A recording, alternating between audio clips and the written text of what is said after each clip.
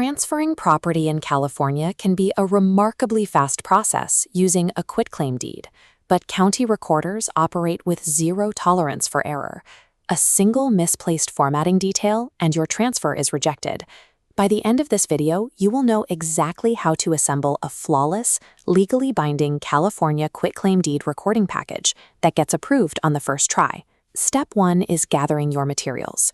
Before you draft a single word, you need 2 physical items in front of you: the current property deed and your valid government-issued ID. You also need 2 administrative items: a blank preliminary change of ownership report, often called a PCOR, and a method of payment for the county's recording fees. Securing these 4 items before you begin prevents the most common cause of failed property transfers: getting paralyzed halfway through the paperwork because you are missing a key document or an exact fee amount. Now let's verify you are using the correct legal tool.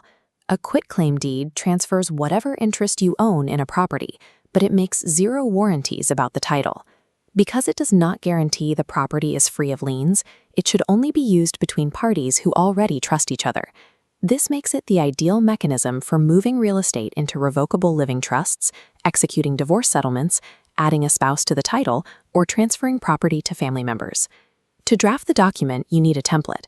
Avoid downloading free, generic forms from the internet. They frequently lack state-specific language, which leads to immediate rejection at the county office. California Government Code outlines strict formatting rules. Your document must use an 8-point font minimum, with margins set exactly to 1 inch on the top, bottom, and left sides, and a ½ inch on the right.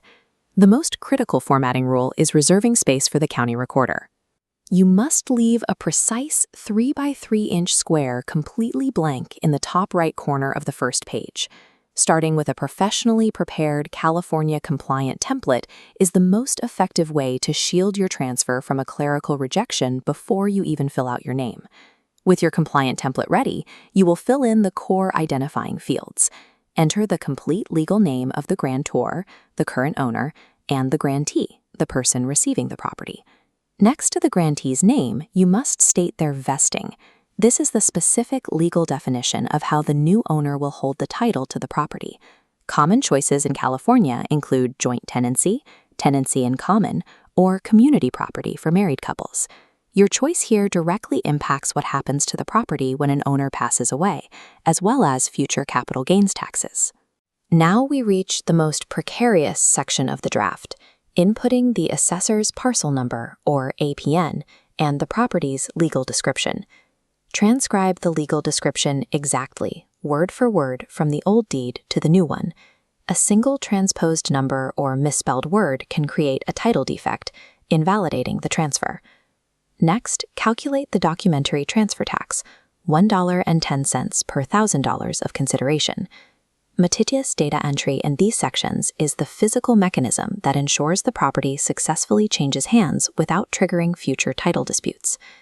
Once your draft is completely filled out, it is time for physical execution. Do not sign the document yet. You must do this in the physical presence of a commissioned California notary public. Only the grantor needs to sign the deed. When instructed by the notary, sign your legal name exactly as it appears on the document, using only blue or black ink. Before you leave the notary, double-check that they used the mandatory California All-Purpose Acknowledgement Certificate. Using an out-of-state acknowledgement form guarantees a rejected recording. Now you will assemble the required recording package to submit to the county. The core of this bundle is your original wet-signed quitclaim deed, paired with a fully completed preliminary change of ownership report, or Form BOE 502A.